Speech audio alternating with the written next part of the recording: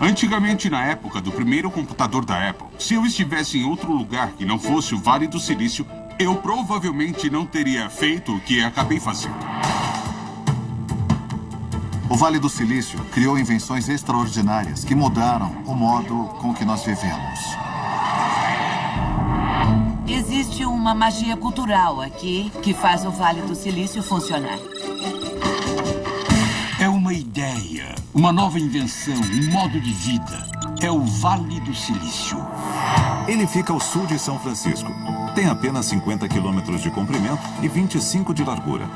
Mas o impacto do que foi criado aqui vai além de qualquer medida. Como isso aconteceu? E por que aconteceu aqui? É todo um ecossistema. Essa região inteira é uma grande incubadora ou aceleradora. Existem muitos fatores nesse lugar que permitem que uma pessoa pronta para aproveitar uma oportunidade faça isso. Pessoas como os fundadores da Hewlett-Packard e da Intel, da Apple e do Facebook.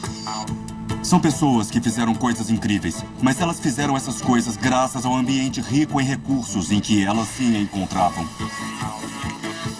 A peculiaridade do Vale do Silício é ser um ecossistema tecnológico. Os recursos estão aqui, bem como a ethos da criatividade, da criação e da invenção. Está tudo aqui.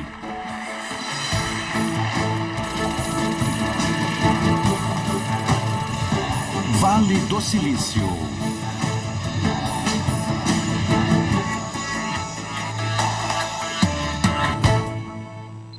Ingrediente secreto. Do Texas ao Colorado. De Israel à Índia. Da Coreia à China. Dezenas de centros tecnológicos tentam imitar o Vale do Silício. Mas aqui há algo singular. É um caldeirão cultural de engenheiros e empresários que não existe em nenhum outro lugar. E o fato de que estas pessoas estão a um contato de distância uma das outras é a razão do sucesso. Quando eu converso com os visitantes, as perguntas que eu mais ouço podem ser resumidas como: qual é o ingrediente secreto? E a minha resposta é de que, com o tempo, nós criamos um ambiente muito favorável. Aqui, as pessoas capazes de inovar estão todas juntas no mesmo lugar. Muitas coisas importantes que acontecem na startup são fruto de pura coincidência, como o Facebook.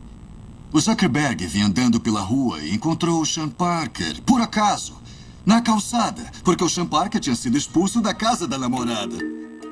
É 2004 e Parker, de apenas 24 anos, é tido como um visionário. Ele é o cofundador do Napster, o famoso site que dava músicas de graça.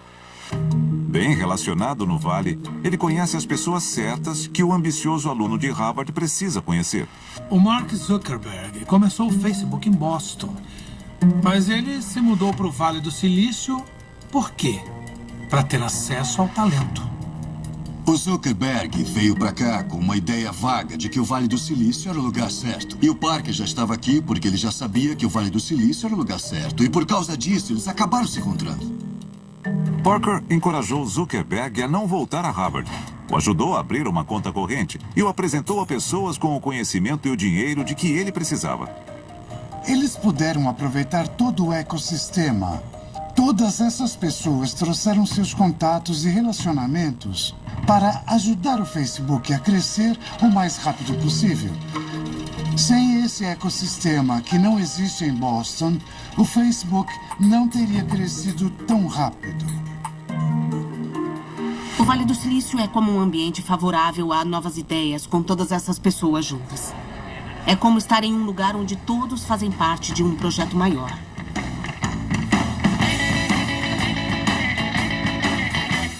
Mas na década de 1950, o vale anteriormente chamado de Vale de Santa Clara era conhecido por algo bem diferente. A vasta quantidade de pomares. Pro lado que você olhasse, por vários quilômetros, só tinha pomares de cereja, damasco e ameixa. Era um lugar muito bonito. Em qualquer lugar do mundo, as ameixas Sunsuite contribuem para a alegria e a saúde de todos. Mas, gradualmente, o vale se transformou. A terra foi convertida para um uso mais lucrativo. Indústrias da Guerra Fria, como mísseis e aviação. Existem muitas oportunidades industriais no Vale de Santa Clara. E para construir todos estes equipamentos, as companhias trouxeram milhares de engenheiros cujo entusiasmo por fabricar coisas provou ser contagioso. Especialmente para seus filhos, alguns dos quais estão prestes a sacudir o mundo. Muitas crianças no meu quarteirão, talvez metade delas, são filhos de engenheiros. Meu pai é engenheiro elétrico e um dia ele me levou para o trabalho. Eu gostei do que ele fazia e pensei, nossa, eu queria ser engenheiro um dia. E eu descobri uma revista que estava no armário da sala, com um artigo explicando como os números dos computadores são feitos de uns e zeros, e como era possível adicionar e subtrair do mesmo jeito que a gente faz com os nossos números. Então eu pratiquei no papel e disse, nossa, eu sei fazer isso. E eu pensei comigo mesmo, quando ainda era bem novo, computadores vão ser a coisa mais incrível da minha vida. Eles vão ser a minha paixão.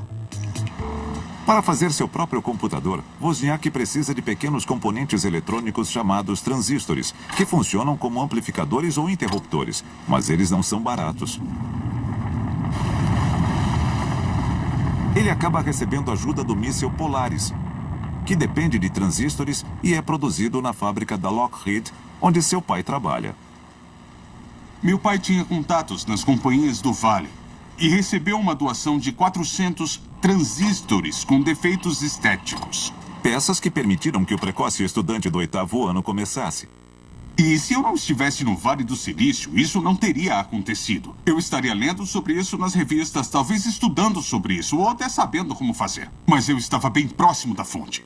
Um amigo de Wozniak, da cidade próxima de Los Altos, Steve Jobs, também aprendeu eletrônica com seu pai, Paul Jobs, um mecânico. Jobs passava o tempo livre com Wozniak, falando sobre seu assunto preferido, computadores. Em 1975, eles entraram para o Homebrew Computer Club, um imã para viciados em eletrônica.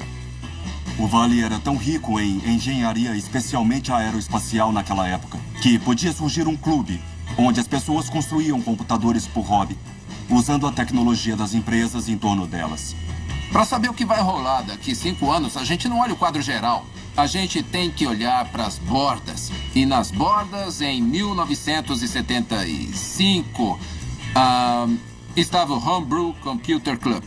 Todos que se interessavam por fazer computadores se reuniam lá. E eu e o Oz sempre fazíamos as coisas mais legais. No clube, Wozniak apresenta um computador que criou. Ele e Jobs logo o batizariam de Apple I.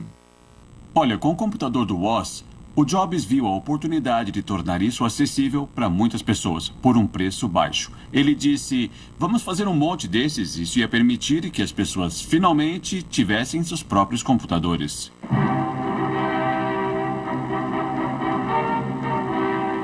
O computador automático digital é uma ferramenta impressionante. Com muitas formas e tamanhos, ele é capaz de fazer quase tudo. Na época, a própria palavra computador evocava o mundo frio e distante do governo, das corporações e do exército. Mas Jobs e Wozniak são filhos da contracultura que floresce na cidade próxima de São Francisco. Um movimento que se rebela contra o uso atual da tecnologia. Eu queria fazer parte da revolução. A própria palavra revolução me afetava profundamente. Eu simplesmente queria mudar aquele mundo horrível da época da Guerra do Vietnã e tudo mais. Eu queria fazer parte daquilo. Esse foi um dos motivos para eu fazer meu computador. Eu queria ajudar a revolução. Essa promessa da contracultura de transformar o mundo em um lugar melhor é muito forte aqui. E isso está ligado à tecnologia de uma forma muito intrínseca.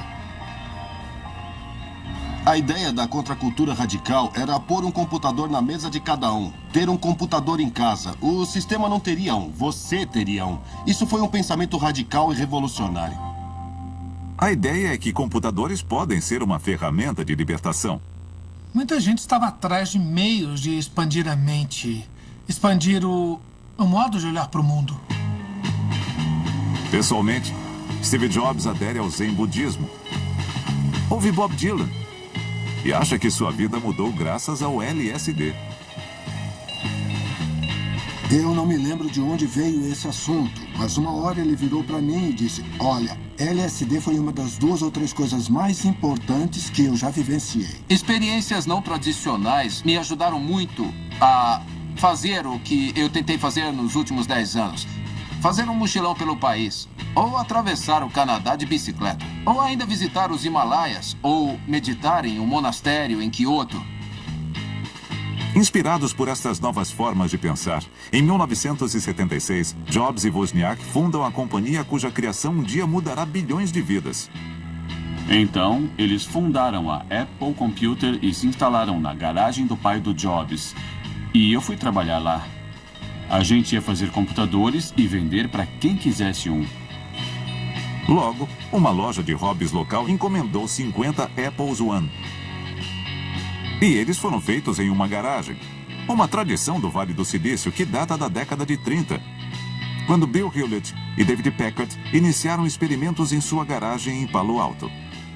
Eu acho que o mundo moderno começou bem ali, naquela casinha humilde. Uma casa que logo daria origem a uma das companhias mais lendárias e duradouras na história do Vale do Silício. Salas de meditação, cabeleireiros, academias, refeições gratuitas e stock options. Com todas essas vantagens e ofertas, empresas no Vale do Silício são projetadas para manter os funcionários felizes. Eles dão almoço grátis, janta grátis, transporte grátis, lavanderia grátis, cortes de cabelo, dentista, tudo de graça. Fica aqui, não vai embora. O típico ambiente de trabalho do Vale do Silício, sedutor, mas exigente, foi crucial para seu sucesso. E estas características começaram a surgir na época em que o Vale estava começando a abranger eletrônicos. Muitas coisas que a gente vê no Vale do Silício hoje, como na Google, em que você pode levar seu cachorro para o escritório, a cantina tem comida grátis, por exemplo, é tudo basicamente uma imitação do método HP. O método Hewlett-Packard, uma filosofia de administração de empresas que reflete as crenças dos fundadores da gigante tecnológica, David Packard e William Hewlett. A Hewlett-Packard foi a companhia que fundou o Vale como nós conhecemos hoje, porque ela começou numa garagem, fabricava produtos eletrônicos, se tornou uma empresa gigantesca, redefiniu o tratamento dos funcionários e teve tantas inovações na equipe quanto inovações tecnológicas.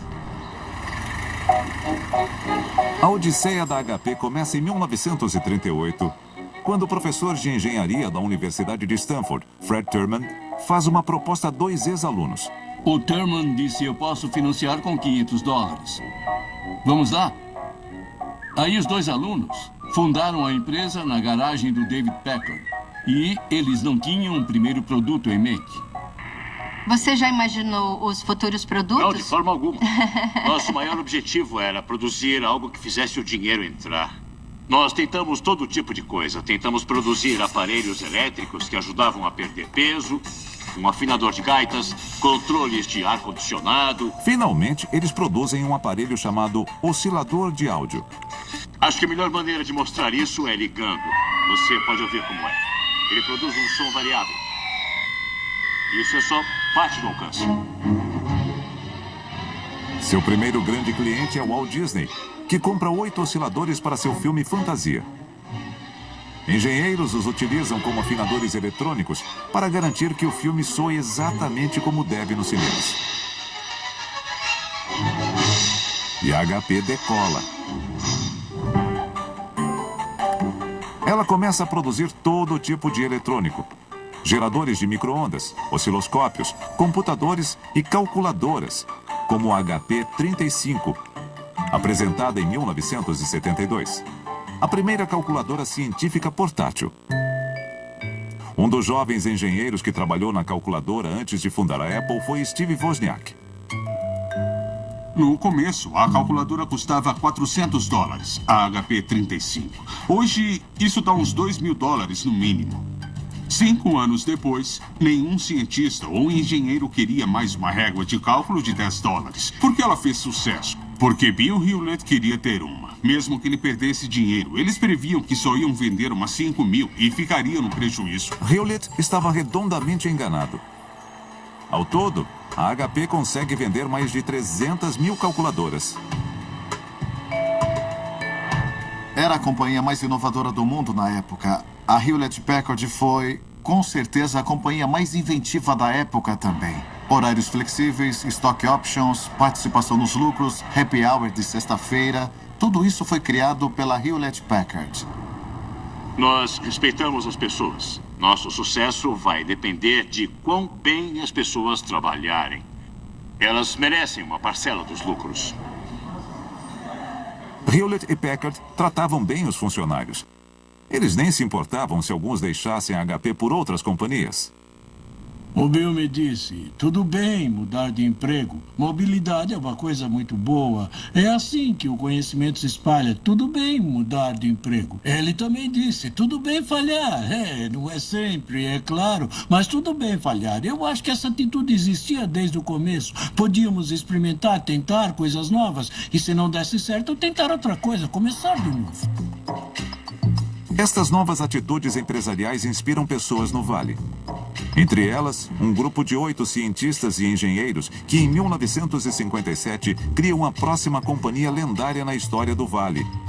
Uma queria levar o Vale à Era do Silício e inspirar a criatividade de muitas gerações futuras. O Vale do Silício poderia nunca ter surgido se não fosse pela Hewlett-Packard. Mas o Vale de hoje deve ainda mais a uma companhia menos conhecida, Fairchild Semiconductor. Ela levou à criação de dezenas de outras companhias que hoje valem mais de 2 trilhões de dólares e empregam cerca de 800 mil pessoas. Companhias conhecidas como Fairchildren. O Vale foi conhecido desde o início de sua história pelas uniões de indivíduos que criaram grandes companhias e depois se separaram. E cada um vai para um lado diferente. Assim, um bom exemplo para esse fenômeno é a Fairchild. A Fairchild é fundada em 1957 por 8 cientistas e engenheiros que trabalham em uma empresa de eletrônicos do Vale, comandada pelo co-inventor do transistor, William Shockley. Mas ele é um chefe insuportável, paranoico e rude. Então, os 8 decidem se demitir e fundar uma concorrente. Um membro do grupo emerge como líder e acaba se tornando o diretor-geral. Robert Noyce, um físico que demonstra um talento nato nos negócios, especialmente para encorajar inovação. O Noyce era o chefe ideal de se ter. Ele te dava uma responsabilidade, te deixava fazer o que quisesse. Ele tinha muitos lados diferentes, mas era capaz de olhar para o universo e dizer, é assim que as coisas funcionam. E como elas vão funcionar no futuro, foi um dos poucos visionários de verdade que eu conheci. Sob a liderança de Noyce, a Fairchild acumula uma série de inovações. Primeiro, ela resolve um problema que atormentava as novas indústrias. Como fazer transistores de silício de forma barata e eficaz. Em 1959, a Fairchild apresenta o processo planar, que basicamente fabrica transistores a partir de finos wafers de silício. O transistor é um dispositivo realmente extraordinário. Então a Fairchild tinha um processo patenteado que acabou revolucionando o modo como os semicondutores seriam fabricados a partir de então. Essa pode ter sido a inovação mais importante na história da tecnologia dos semicondutores. Isso porque o processo planar torna mais fácil encolher transistores e interligá-los, o que permite que Bob Noyce possa ligar vários transistores em um circuito integrado, o que hoje é conhecido como microchip. No Vale, tudo se baseia em mudança. Nós mudamos de pequenos transistores para chips, que eram ainda menores. E isso foi só o começo. O Pentágono, ansioso por aproveitar esta nova tecnologia, se torna o maior cliente da Fairchild. Em apenas 2 anos, contratos como os do míssil Minuteman alavancam as vendas anuais da Fairchild de 500 mil a 20 milhões de dólares.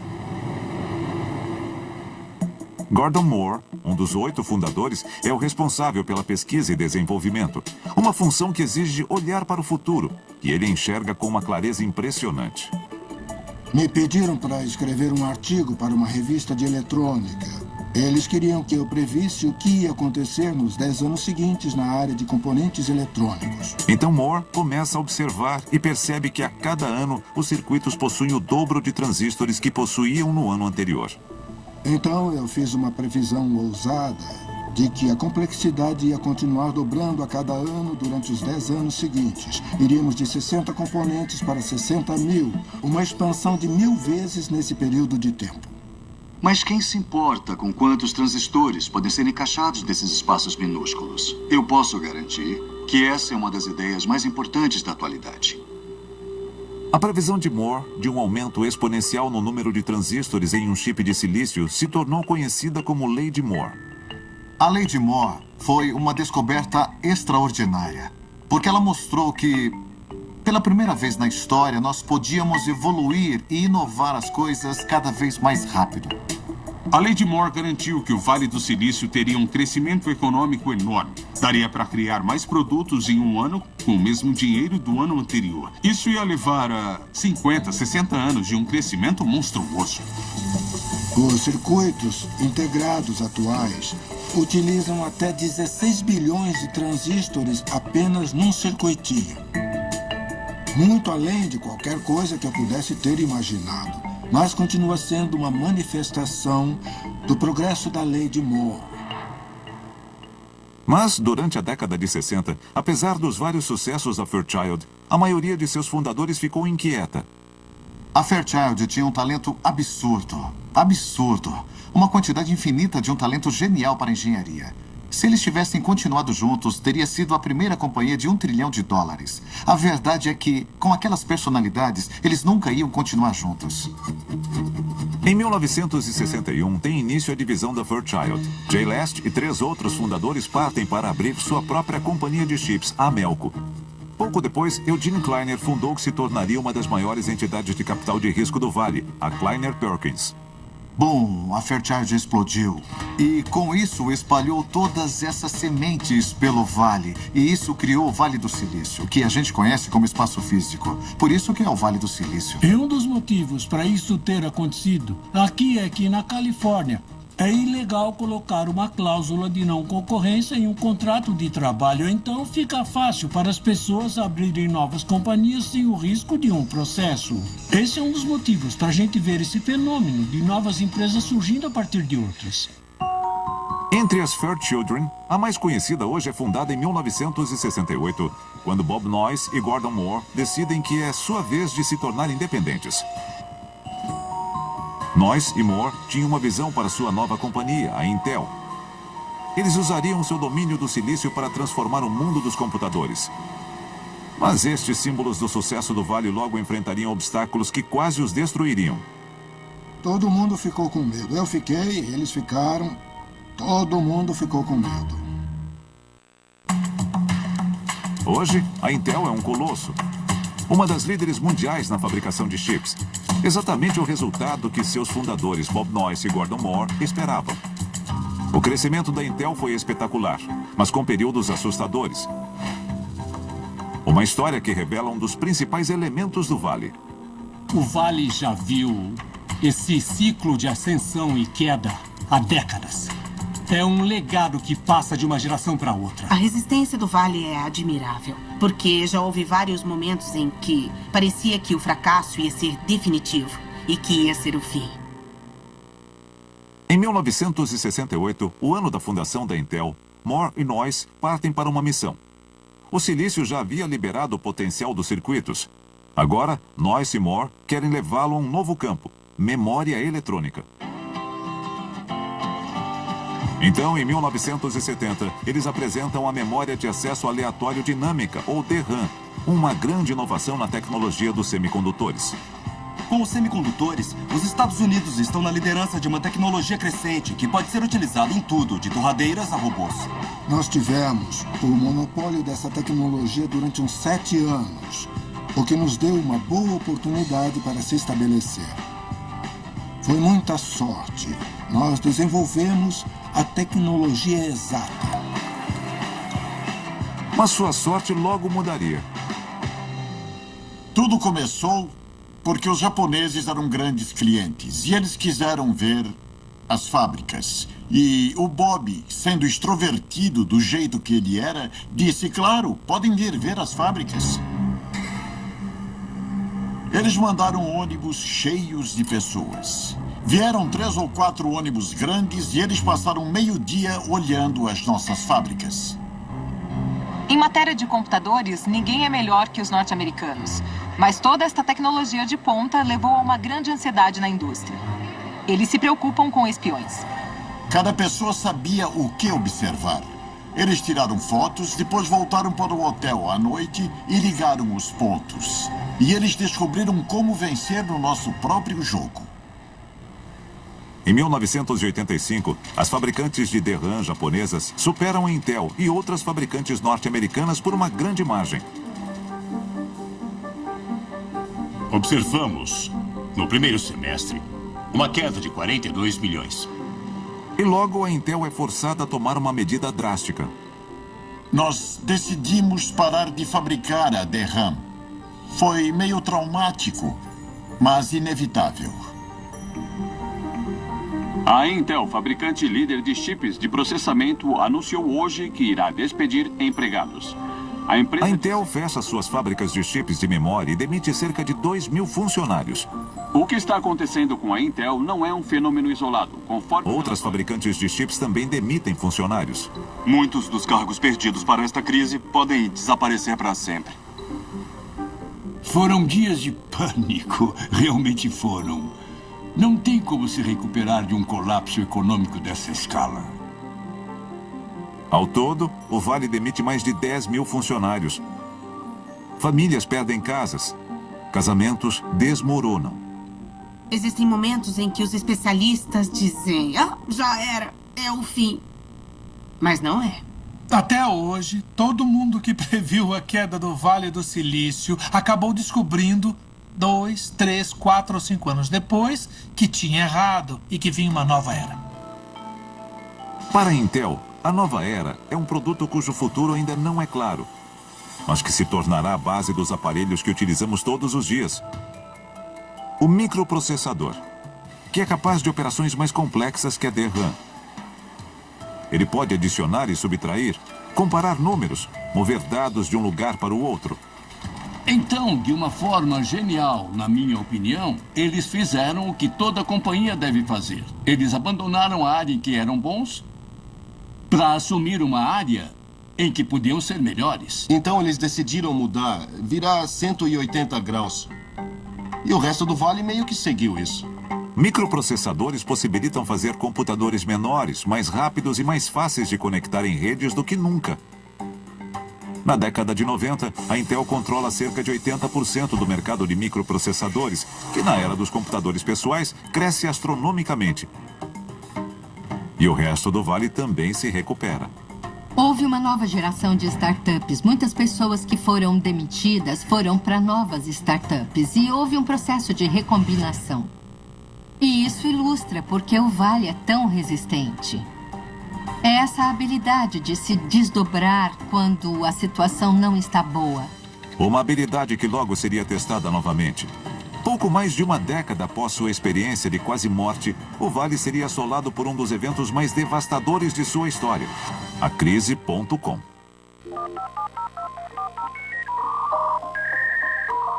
Em 1995, tem início a maior expansão econômica da história do Vale do Silício, que iria elevá-lo a um novo patamar, mas também desafiar sua resistência. Com o surgimento do Netscape, um navegador da internet acessível, milhões de pessoas são atraídas ao novo universo aparentemente ilimitado. Os sites estavam cada vez mais sofisticados e começaram a ser criadas várias ferramentas para fazer coisas como compras online. Os capitalistas de risco foram espertos o suficiente para dizer isso vai ser grande. A gente tem que marcar o território para cada subdivisão possível do mercado. A gente tem que encontrar as novas startups e investir nelas. Você tem o direito de ficar onde está. As.com compraram horários na televisão. Fizeram comerciais até no horário do Super Bowl. 30 segundos custavam $2 milhões e elas compravam um minuto inteiro. E a Pets.com foi uma delas. Eu gostei da bermuda. Por algum tempo, Wall Street fica fascinada com o que está acontecendo no Vale. Em 2000, o valor da Nasdaq, o índice de ações tecnológicas, alcança um valor recorde. O valor impressionante das ações tecnológicas deixa Wall Street agitada hoje. Mas várias das ações crescentes são de startups, como Pets.com e Webvan.com, que ainda não apresentaram lucro. Em março de 2002, os investidores começam a reconsiderar e a Nasdaq começa a cair. Perdemos 24 bilhões, segundo a S&P. 20% menos lucro do que no último bimestre. O mundo todo está decepcionado com a gente. Todas as ações começaram a cair. E todas essas empresas eram castelos de cartas. Então, num período de 4 meses, milhares de companhias morreram, literalmente morreram, da noite pro dia. O que sobe tem que descer, a roda gira. Companhias que meses antes pareciam seguras, como Pets.com, Webvan, eToys e DrCoop.com, desapareceram para sempre. Depois do estouro da bolha no ano 2000, nas entidades de capital de risco, só se ouvia é o fim do software corporativo, das ferramentas de busca, da publicidade online, já era. Como a gente foi idiota de achar que isso podia dar certo? Enquanto isso, os empreendedores estavam trabalhando sem parar. Eles continuaram inovando. E poucas pessoas têm um papel tão importante no ressurgimento do Vale como o grupo que, em 1998, funda o PayPal. A startup que resolveu um grande problema do comércio eletrônico: como mover dinheiro com segurança e rapidez. O PayPal possibilita isso vinculando pagamentos a um e-mail. De repente, os pagamentos eram feitos em segundos ou minutos, em vez de dias ou semanas. E isso permitiu que os vendedores vendessem bem mais rápido e os compradores recebessem as coisas bem mais rápido e, por isso, compravam mais. Depois do lançamento, em outubro ou novembro de 99, nós fechamos o ano com cerca de 10 mil usuários. E depois do primeiro semestre de 2000, já tínhamos 5 milhões. PayPal tornou-se tão essencial para a gigante dos leilões eBay que em 2002 a eBay compra o PayPal, tornando vários fundadores e funcionários da empresa ricos. Eles utilizam seu capital e seus contatos para iniciar novas companhias. Em uma época de investimento escasso no Vale, eles se tornam as figuras principais e ficam conhecidos como a máfia PayPal. Depois que a gente vendeu o PayPal para a eBay, a gente pôde se tornar investidores anjo. E tinha um vácuo no mercado, então acabou que 80% do mercado era de capital privado. E algumas daquelas companhias se deram muito bem. As startups financiadas pela máfia PayPal valem mais de 100 bilhões de dólares. Não acontecia uma coisa assim no Vale do Silício desde a época da Fairchild Semiconductor, quando os fundadores se separaram e então fundaram várias outras companhias no Vale. O Vale ia desaparecer com o surgimento da concorrência japonesa. Depois, o Vale ia desaparecer com o estouro da bolha.com. Mas o que aconteceu em vez disso foi que o Vale, de algum modo, se curou sozinho. E é por isso que eu digo que a maior inovação do Vale do Silício deve ser o próprio Vale. É uma seleção natural. Só uma parcela sobrevive. Mas as que sobreviveram duraram até hoje. A gente ainda tem a eBay, a gente ainda tem o Google, a gente tem várias companhias criadas na época da bolha.com. Na verdade, se você for ver o gráfico do uso do comércio eletrônico durante a bolha.com e depois que ela estourou, é uma linha quase reta subindo. Nem dá para perceber a morte de milhares de companhias. O Vale continuou crescendo. E essa é a moral oculta, é isso que a gente entende aqui. Você vai beijar muitos sapos, vai se envolver em muitas startups que vão falir.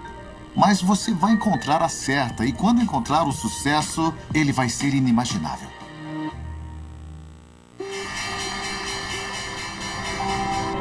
A Tesla não está trabalhando com a GM, Ford, Honda ou BMW. O Vale do Silício adora comemorar seus sucessos. O Facebook acabou de atingir 2 bilhões de usuários.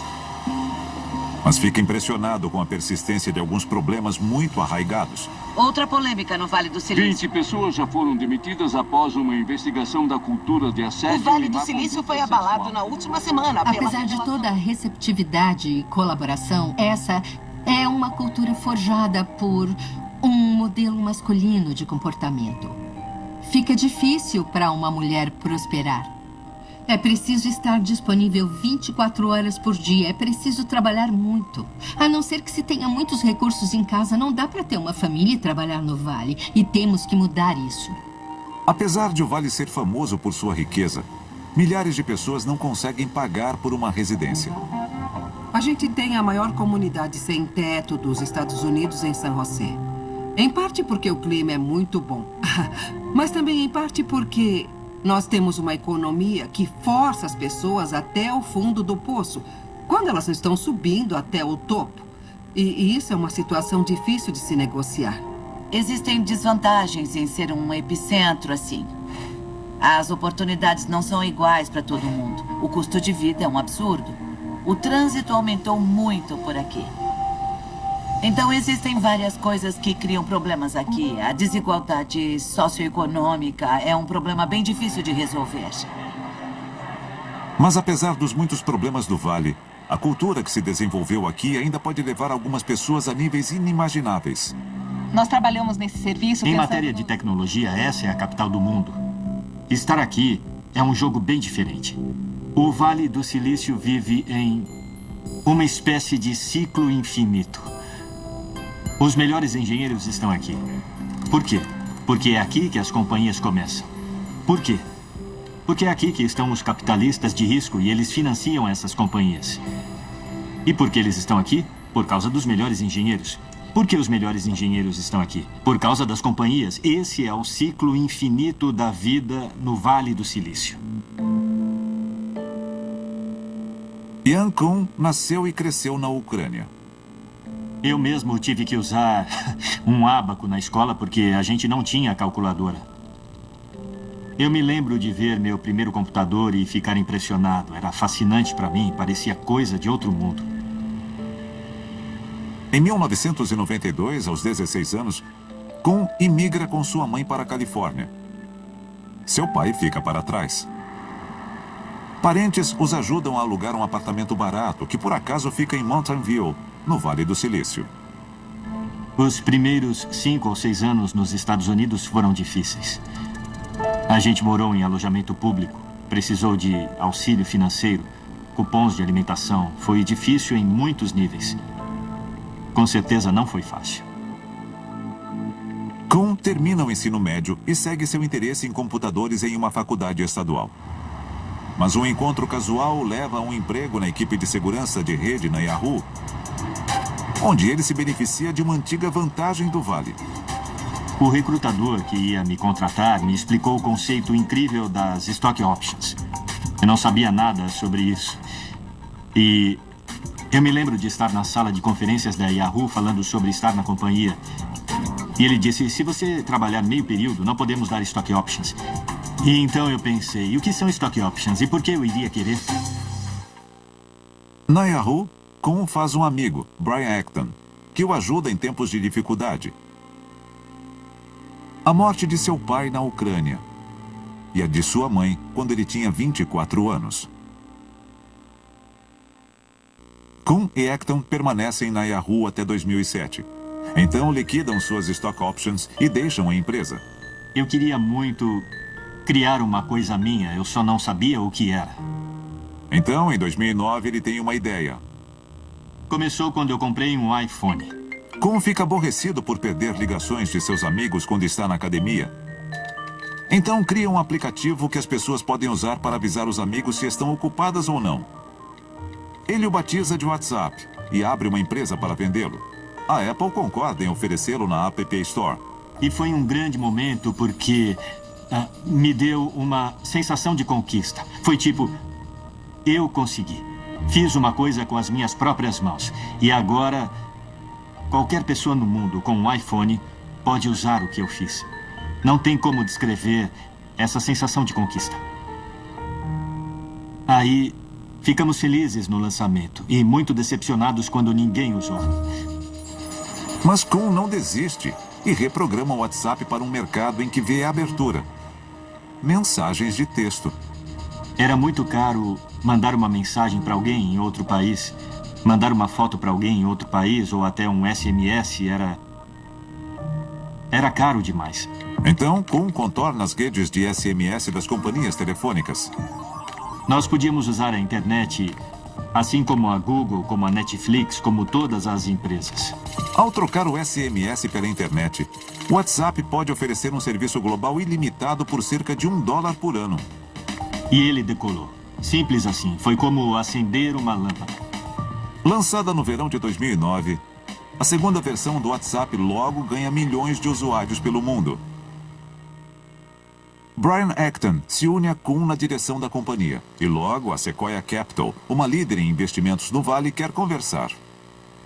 Quando a gente se falou, eles já tinham mais ou menos uns 8 milhões de usuários ativos. Mais da metade das pessoas que tinha baixado o WhatsApp usava o aplicativo todo dia. A gente se preocupa com a utilização diária. E ter uma utilização diária de mais de 50% é extraordinário. A Sequoia acaba investindo quase $60 milhões no WhatsApp.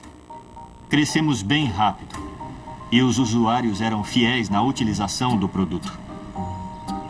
O WhatsApp tinha ficado maior que o Twitter, em matéria do número de usuários interagindo com o serviço diariamente ou mensalmente.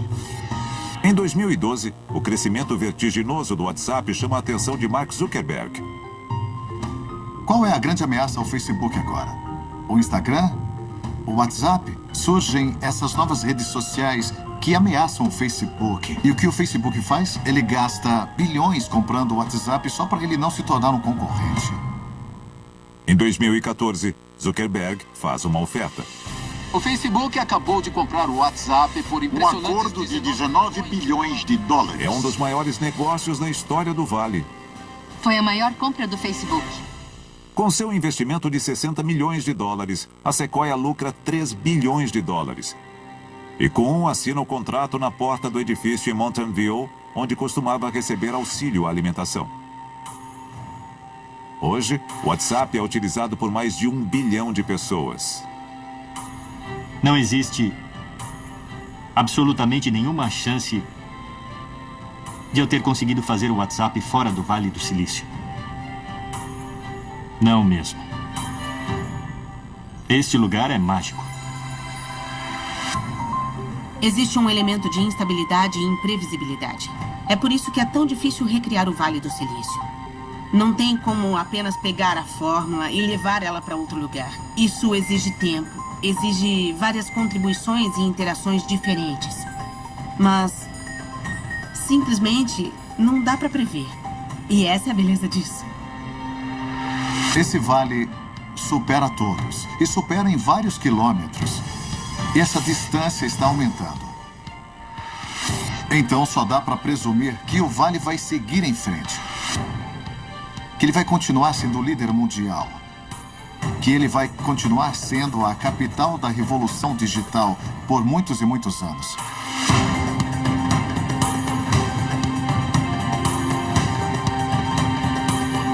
Versão brasileira Vox Mundi.